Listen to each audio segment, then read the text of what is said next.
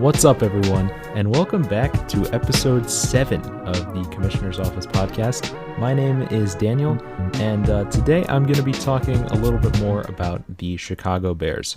Now, contrary to previous episodes, I am not going to be ranting about them, as I don't really have much to be ranting about.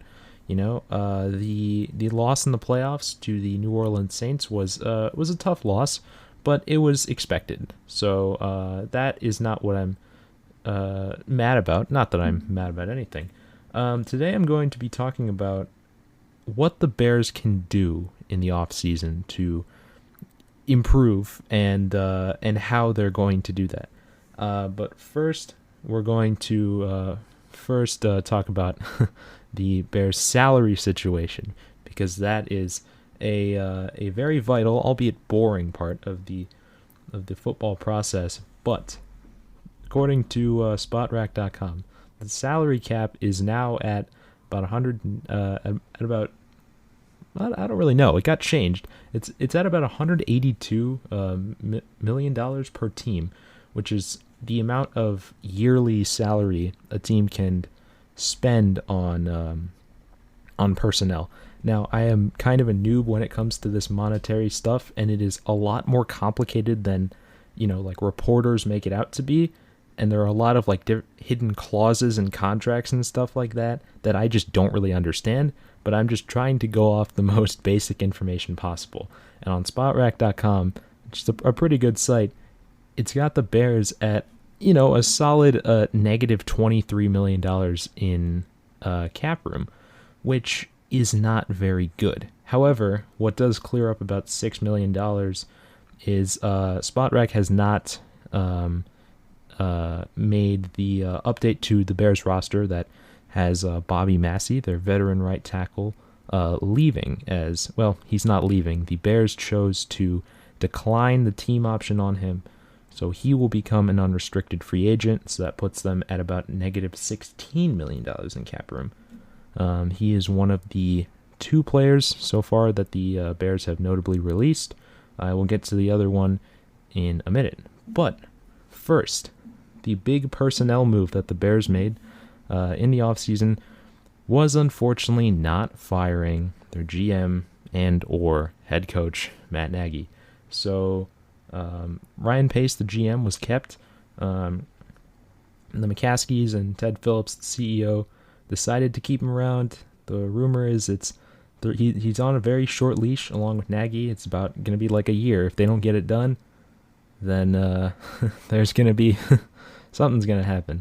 But nonetheless, those 2 are going to stay around. The offensive coordinator is going to stay around as well. However, the defensive coordinator, he's gone. This is a little bit of a shock, but the very inconsistently loved or hated Chuck Pagano retired from football. For people who don't really know, he was the former head coach of the Colts until he got diagnosed with leukemia, and then Bruce Arians took over, and that kind of launched his career. He was the interim head coach, won Coach of the Year, then went to the Cardinals, and then obviously he won a Super Bowl with the Buccaneers. But now he's the defensive coordinator of the Bears, or I should say former, as he has retired, I think, to spend more time with his family. My personal opinion, I didn't really like him that much. Some of his play calling and scheming it just wasn't really that good. So, have fun in retirement, Chuck. Thank you for your service. But the Bears did find a new defensive coordinator, and this was kind of expected, but they did not go with an outside hire. They decided to hire someone within the organization, and that person is Sean Desai, who is the former defensive backs coach of the Bears. It was widely thought that they were going to go with the defensive line coach. I think his name is Jay Rogers, but I think he went to go play out west along with Brandon Staley, who is the new head coach of the Chargers. So they hired Sean Desai, who I think, it's a good signing. He knows the scheme. He knows the personnel. And I think he's a pretty young guy. So we'll have to see what he does. He's relatively inexperienced, but I can't say I trust Ryan Pace, but, I don't know. Every GM's got hits and misses, so we'll have to see how that goes. So, with that out of the way, we've talked about the salary situation and the personnel changes to the coaching staff. Now we're going to get to the personnel changes to the players.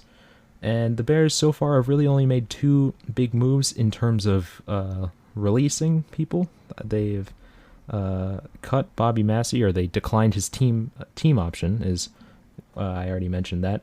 But the other big release that they made was they released their slot corner Buster Screen. He was on the team for, I think, 2 years, 1 or 2 years. He was, again, kind of a hit or miss player. He would show flashes of being a really solid slot corner, but overall, just wasn't really great. My brother is just an absolute hater of him. I didn't think he was as bad, but, the Bears could do better. They really haven't gotten up to the level of production at that position that Bryce Callahan had back in 2018.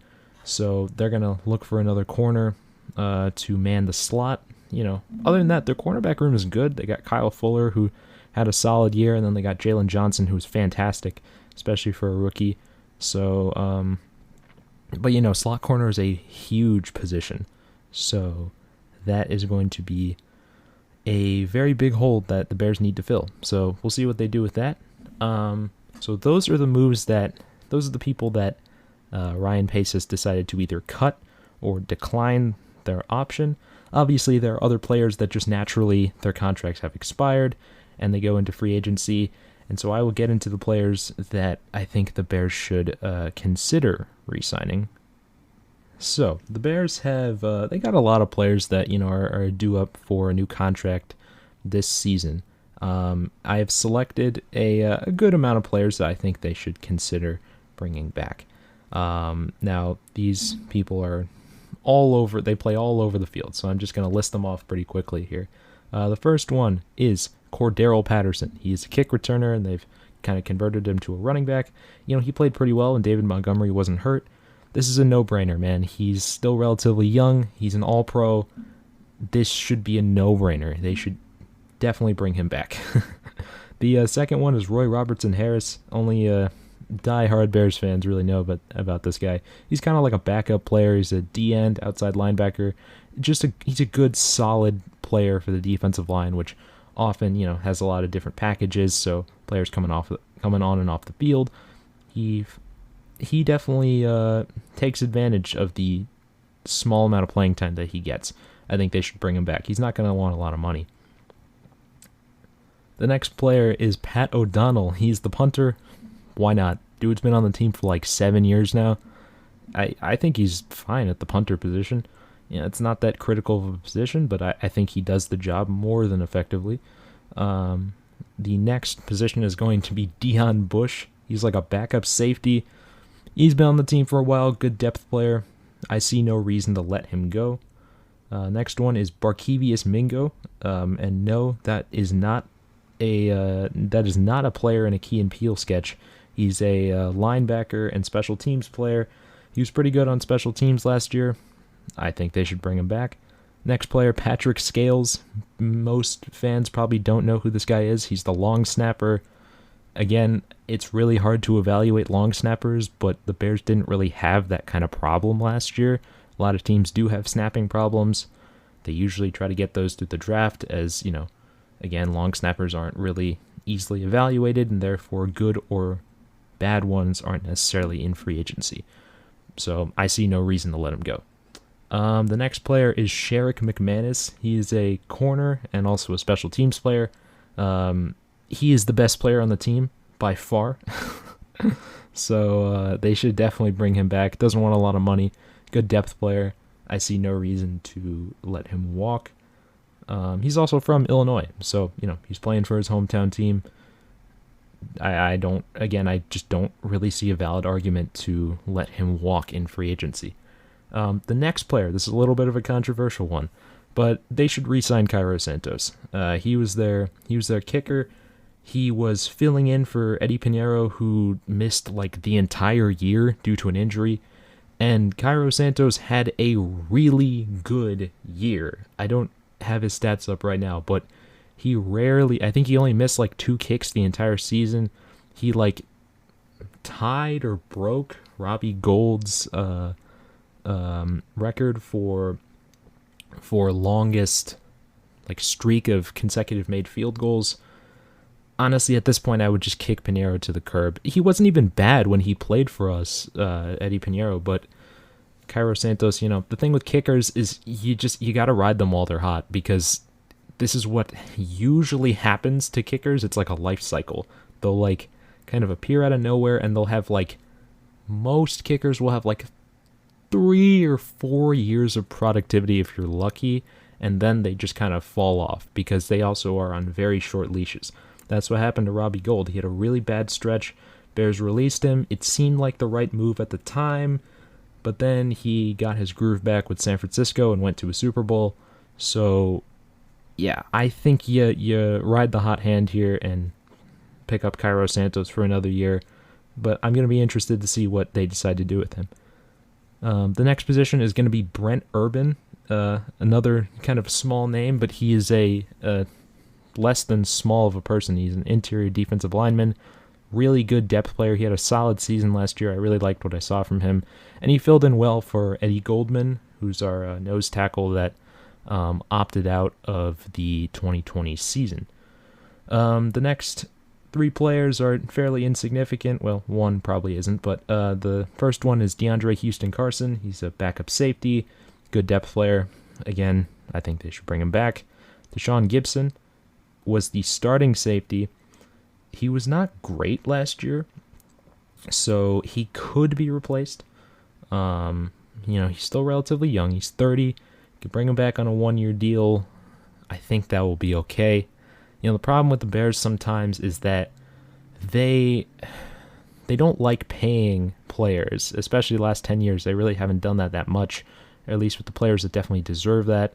Deshaun Gibson is filling the role that Adrian Amos once filled, and they were frugal and didn't pay him, and he joined the Packers and was arguably one of the best safeties in the league this year.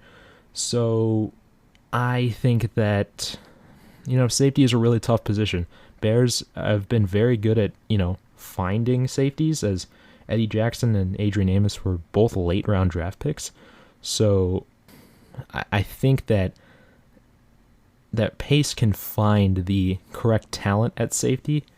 And Deshaun Gibson is not a bad player. Believe me, he's not. And last year they had Clinton Dix, another Key and Peele player, filling that safety position.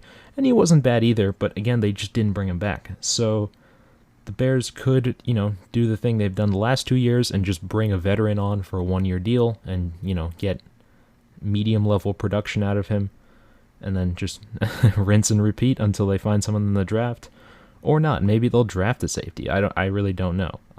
But maybe you would bring him back. I don't know. It depends on how much money he wants. And then the last player is Mario Edwards Jr.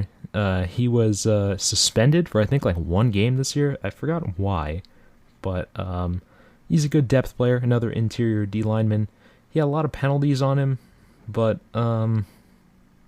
again, the D-line is definitely a position of strength for the Bears. Not only do they have talent in the starting defensive line, they also have depth at that position. So, again, maybe it wouldn't be the worst thing if they lost him, but I don't know. I wouldn't be mad if they did. I'm also probably leaving out 2 players that you might be thinking of, and one is probably I would say second best player on the team, and that is Allen Robinson. So Allen Robinson, he's the Bears' star receiver, and the Bears did the right thing. They did not let him walk into free agency. They also didn't re-sign him to a large contract, though. They franchise tagged him, which, for people who don't know, it's basically just like a 1-year deal that that teams can do in their final year of control over a player. Allen Robinson has been kind of cryptic, like liking tweets that, say that the franchise tag should be, thrown in the trash or something like that, or liking posts that link him to the Jets. So honestly, I don't really know what he wants. I know he likes being in Chicago and he would be okay with staying, but it kind of seems like the Bears have just kind of like neglected him. Someone is being a bad negotiator because they have not talked since September. So yeah, it's kind of a weird dynamic going on right now. But the Bears did the right thing. They franchise tagged him, so at least it gives them time to trade him. Which I think this happened with Jarvis Landry when he was traded to the Browns from the Dolphins. I think they franchise tagged him and then they traded him. I'm not sure.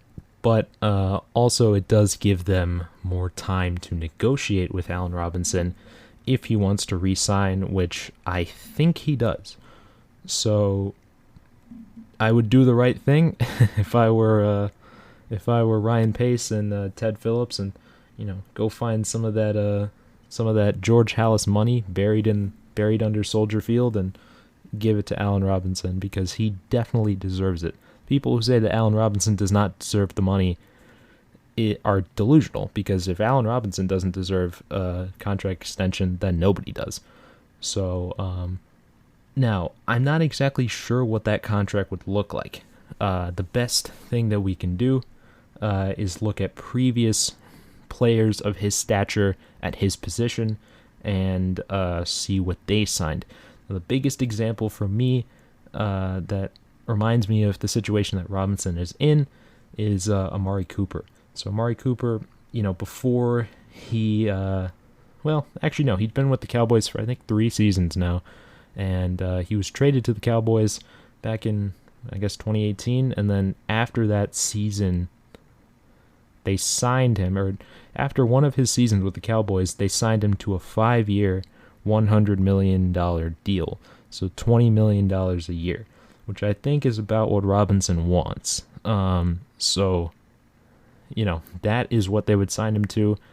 It's a lot of money, but, you got to pay your good players, which I think is something that a lot of owners kind of, maybe not in football, but a lot of owners kind of miss that idea sometimes, that sometimes you just got to pay people. And I also want to, look at it from a different lens, though.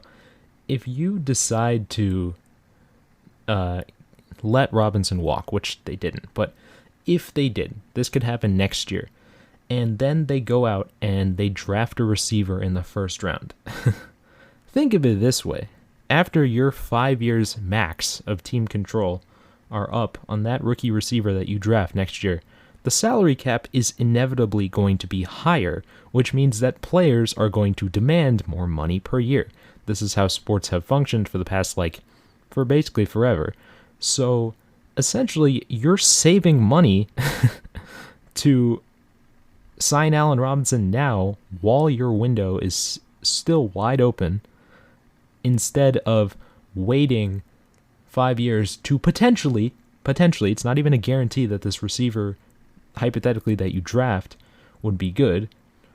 You would be saving money to sign Robinson, because in 5 years, even if that receiver is good, he's going to want more money per year than Allen Robinson did back in 2021. So, something to keep in mind. This is also from the perspective of someone who literally does not know anything about contracts, so I could be dead wrong. But that is just the the opinion that I have came to. But the good thing is that ultimately, at least keeping Robinson out for another year gives the Bears some choices in what to do. Like I said before, they can trade him or they can sign him. So they really should be signing him. They should not trade him. There's no reason to trade him. But, the only reason they would trade him is because of organizational cheapness, or just the fact that they have literally no money. That's another reason that they might not trade him. But, think of it this way. If they were to say that, if the Bears actually said that, we physically have no money and we can't sign Allen Robinson, I would be very pleased, because at least they're being honest in their situation, rather than just kind of leaving the negotiations up in the air and not really giving anyone information on Robinson's status. However, we also have to move on to mention the other player that I intentionally left out, and that player is their quarterback, Mitchell Trubisky. In my opinion, the Bears... I don't know. I'm split on this, because on one hand, I like Trubisky more than most Bears fans. I actually think he's pretty good. Obviously, he's not good as Deshaun Watson. He's not he's not as good as Patrick Mahomes. Blah blah blah blah blah. But I actually think he was pretty good. He played really well in the last section of the regular season. He didn't play great in the playoff game, but you know what? That was versus a good team, and he would have had a touchdown if Javon Wims just didn't exist, basically. So I think that he has talent, and I don't frankly know what the Bears can do to improve him at this point. I've heard people point out that it's not a natural talent problem. He has the size, he has the arm, he has the speed. It's like an IQ thing where he just doesn't have the mental speed to make the reads at an NFL level, which very well could be true. However, if he wanted to come back on, say, a 1-year deal, kind of like what Jameis Winston did with the Saints, except he would actually return to his former team, just on a 1-year deal, that's fine, honestly. I really don't mind having him for another year. Because at the end of the day, I don't want Foles to be our quarterback. Because Nick Foles is the only serviceable quarterback left on our roster. And I'll talk more about him later. But the big wild card in all of this is that it seems like that the Bears and Mitch have came to the agreement mutually, which is a little weird, that they have decided to go their separate ways. So it seems like Trubisky is going to go into free agency. Obviously, he wasn't franchise tagged. Bears declined his 5th-year option about a year ago. So it looks like the Bears are going to have, hopefully, a new quarterback. But let's transition into the third part of this episode, and that is players that the Bears can sign in free agency from other teams. So basically, there's 2 main players that I've found that I think the Bears could re-sign. They're at 2 different positions. I'm not going to talk about the quarterback position. It is incredibly complicated, and I don't think the Bears' best option is to sign a quarterback in free agency. So let's get to the first player. So the first player that I think the Bears could really improve on by signing is a guy by the name of Troy Hill. Now, Troy Hill, he is a cornerback for the Rams. And, the one thing I know about the Rams, I'm not able to watch a lot of their games, but the one thing I know is that over the past, we'll say 4 years, generously, they've been able to develop a lot of good corners. Obviously Jalen Ramsey they traded for. He was already an established powerhouse of a cornerback when they traded for him. That's why they gave up so much. But they got good seasons out of people like Nickel Roby-Coleman and among others, Troy Hill. You got Darius Williams, plenty of other corners that were relatively unknown or not very talented, that they got good seasons out of. Now, Troy Hill, according to PFF, he was the 27th best corner out of 121. So, he's been a solid player. He's 29, so he has a good amount of experience. But the big strength with him is his versatility. According to PFF, he can play slot, which is definitely where he would play, in my opinion, if they signed him. Jalen Johnson and Kyle Fuller are outside corners. But he also can play on the outside. So in the event that Kyle Fuller or Jalen Johnson gets hurt, Jalen Johnson dealt with some injury problems. I don't ever want to wish or predict injury, but it wouldn't surprise me if that happens. He can play on the outside. Troy Hill would also not be the top corner in his class. He's not going to be demanding a ton of money. So I think if you want to get him on like a 2-year deal, I'm not exactly sure how much corners are gonna want this year. Also, the salary cap is what you got to take into account with basically everything in free agency because, depends on how much money you're able to spend. But if they have the money, I think he is one of the 2 players that I would really like to see in the navy and orange. The next player is a little bit of a different position. I'm going to go with Rick Wagner. Not very well known. He is a tackle. He plays for he played for the Green Bay Packers. Played for a lot of teams. I think he played for Minnesota. So he's an offensive lineman. He primarily will play right tackle, but he was kind of like a low risk signing for Green Bay last season, and he played really well. According to PFF, he had a season grade of 78.2, which is 23rd out of 79 tackles. He's been a solid player his entire career, solid starter. He's 31, so he's a little bit on the older side. But I think if the Bears choose to not take a tackle in the first round. Now, keep in mind that free agency is before the draft, so, one thing is not going to directly influence the other. But even if they do want to take a tackle, still, this guy could be a good mentor. Because the thing is, on the left side of the offensive line, you're going to have Charles Leno at left tackle, who I think a good amount of Bears fans would like to see him thrown in the lake. Because, he's a very frustrating player. Incredibly inconsistent, but he has a lot of talent, and that's why the Bears paid him all that money. But, as I mentioned, they paid him a lot of money, so they can't really get rid of him. You got James Daniels, who in my opinion is the best lineman on the team. Not really saying much, though. He's pretty good, but, a younger guard definitely could develop into a very good player. You got Cody Whitehair at center, who is, he's fine. He gets the job done. The right guard position has just been absolutely horrendous ever since they screwed up Kyle Long and then he retired, even though Kyle Long is coming back. However, he will definitely not play for the Bears. They've had Rashad Coward, they've had Jermaine Fetty, they signed him last year at right guard. None of those options have worked. Theoretically, they could take a guard in the first round, but I think the tackle draft class this year is much better than the interior offensive lineman. Now, at right tackle, they just got rid of Bobby Massey, which, if you think about it, was sort of a similar signing to what Rick Wagner could be. This is because when the Bears signed Bobby Massey, I think this was 4 seasons ago, he was coming off of a Arizona team.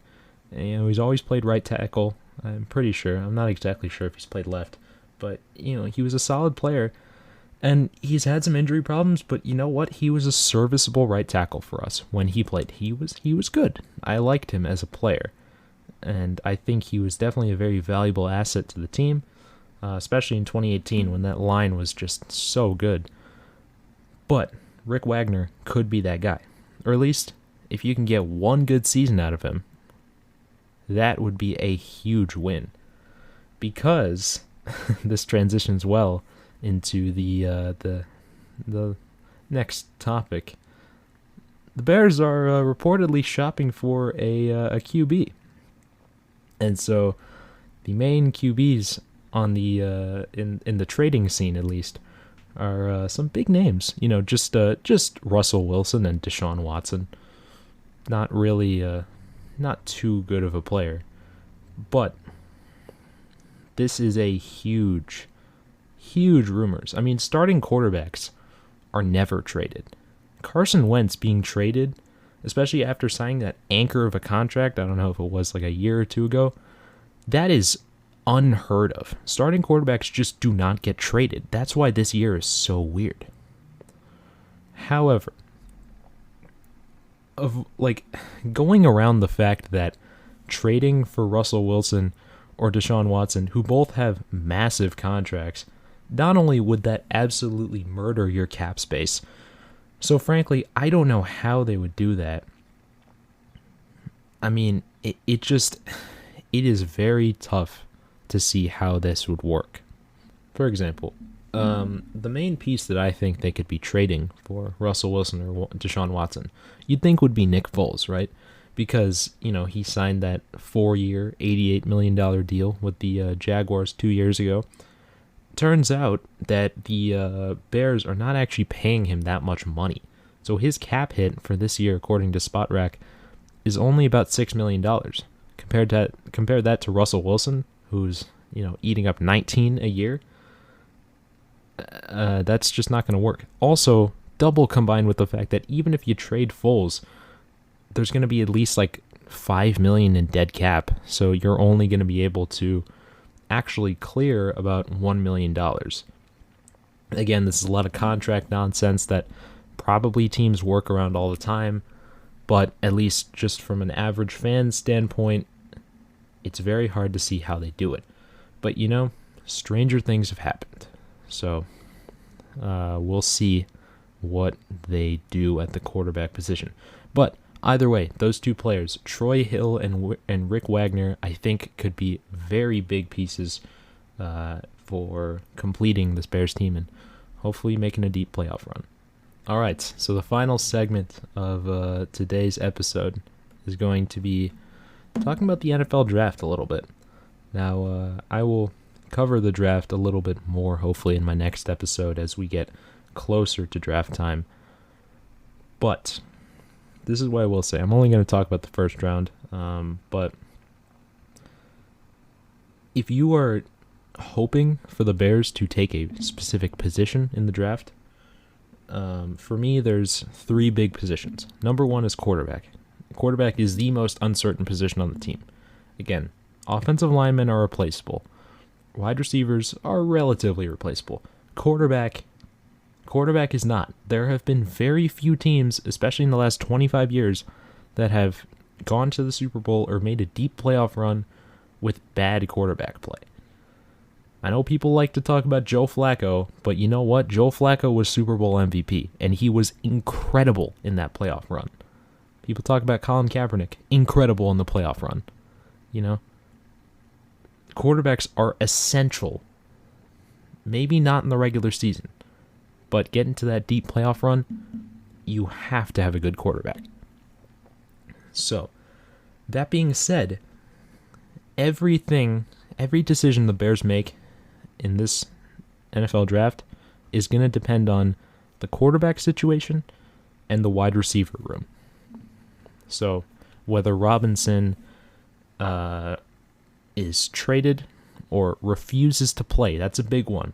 If Robinson is unhappy with the franchise tag and is holding out for a contract or a trade, that's a big one. So let's get into these scenarios. All right, so the first scenario, these were crafted by me. So just trying to put my creativity to the test here. So the first scenario is if Allen Robinson is either traded or refuses to play on a franchise tag, so he's holding out. Now, the big asterisk in all this is that holdouts probably won't start till training camp, which is like after the draft, and it's like in June or July. But ignore that. If it's apparent then that Robinson is not going to play on the franchise tag or again is traded, but you have a good quarterback, and I don't mean like Ryan Fitzpatrick good. I mean like Deshaun Watson or Russell Wilson is somehow on your team, and you somehow have that first-round pick. That's the other thing. If you somehow keep this first-round pick, but have Deshaun Watson or Russell Wilson, I mean, Ryan Pace must have pulled off some Danny Ainge Celtics Nets trade and just absolutely fleeced them, or just traded a bunch of picks like 5 years down the road, which ironically is what the Nets did, and they got fleeced. So we'll have to see. But if you have that pick, and you have Russell Wilson or Deshaun Watson, you are taking a tackle here. And here's why. At this point, the Bears pick around 17, I think. The way I see it, there are 3 extremely talented receivers in the class, and there is big drop-off after that. You have Joe Burrow's number 1 receiver, Jamar Chase. You have the Heisman Trophy winner, Devontae Smith. And you have the extremely talented, also Alabama receiver, Jalen Waddle. That's not in any specific order yet. But if those receivers are off the board, which they probably will be at 17 or 16 or whatever, I think that I trust Ryan Pace's ability to draft well at skill positions in the late rounds. Think about it. I know people like to rag on Pace because, you know what, he's kind of fumbled the bag on a few first-round picks, and I mean fumble the bag, I mean like literally dropping like $1 million into a sewer, but you can't deny that this dude knows how to find players in the late rounds. Darnell Mooney, Charles Leno, Eddie Jackson, Adrian Amos, Jalen Johnson sort of counts because he was a second rounder, David Montgomery, second round, Cody Whitehair, second round. Anthony Miller, second round. I mean, all of these players are not first rounders and are in the late round picks. I trust his ability to find a receiver or some other skill position in the late rounds. However, this tackle class is extremely good, and it's also fairly deep. Again, there is like the big 3 of good tackles in this draft. One is Penei Sewell from Oregon, extremely high potential, little raw. He's probably going to be gone. You got Rashawn Slater, who some people see as the best tackle in the draft. He's probably more of a day 1 starter. Might be gone, but he's from Northwestern. All I'm saying is they could trade up. There's also Christian Darrisaw, who's from Virginia Tech, very solid player. You got to take a tackle here. If Robinson is out of the picture, but you have your good quarterback, you have to protect Russell Wilson and or Deshaun Watson because they are your golden goose in this situation. You cannot let them get hurt. The second scenario is if Allen Robinson either re-signs or will play under a tag. However, you do not have Russell Wilson or Deshaun Watson. I'm assuming you're going to have like Nick Foles and one other depth quarterback that you signed in free agency. You're taking a quarterback here, in my opinion. Here's why. Again, the Bears can fill the hole at right tackle if they need to. And this very well could be foreshadowed if they sign someone like Rick Wagner in free agency. He could be a mentor or he could be the full-time starter. He could do both. I don't know. But this quarterback class is really good. There is at least like 5 guys that can go in the first round. Obviously, you're not getting Trevor Lawrence. Zach Wilson is probably going to be off the board. He's from BYU. Justin Fields, probably not going to be on the board. Trey Lance could be on the board. He's from North Dakota. Carson Wentz also went there. If you got one of those guys at 17 or 16 or whatever, pull the trigger. No question. You cannot wait till next year. This is an extremely good quarterback class that does not come often. I think you take a quarterback if you have Robinson, but not Wilson or Watson. Third scenario is if Allen Robinson is traded or refuses to play, and you do not have Russell Wilson or Deshaun Watson. So this is basically like a worst case scenario. If Ryan Pace like completely fumbles on the trades, which I won't even be too mad about, but then also pisses off Allen Robinson and then trades him, you take a tackle here. Again, unless Devontae Smith, Jamar Chase, or Jalen Waddle is on the board, tackle is just a safer bet at this point. Ryan Pace has already, taken Kevin White over Devontae Parker in the draft. Even though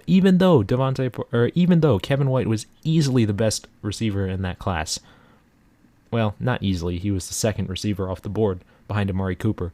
But He took Kevin White, who was a surefire good pick, but didn't work out.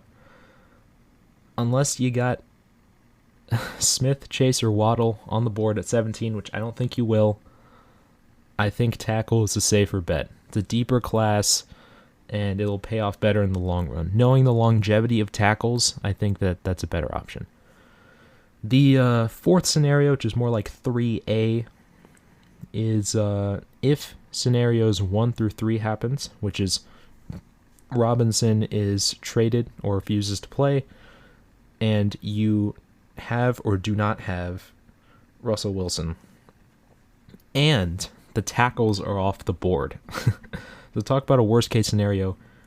This is an absolute doomsday scenario. No tackles, no quarterback, no Robinson. Whoever the QB is in this situation, whether it's Nick Foles, Ryan Fitzpatrick, I don't know, Jim McMahon, whoever their quarterback is, they're going to need another weapon opposite Darnell Mooney. Anthony Miller's, he's okay, but he is so inconsistent that I refuse to say that he is a 2 or even a 1. He is a top receiver on the team, or even the second best receiver. At this point, I am taking Darnell Mooney over Anthony Miller. Miller was he was good in 2018. Last 2 seasons have not been great. I need to see another good year out of Miller if we even want to bring him back. You take a receiver here. Even if Devontae Smith, Jalen Waddle, and Jamar Chase are all off the board, which they very well could be, you got Kadarius Toney down there from Florida.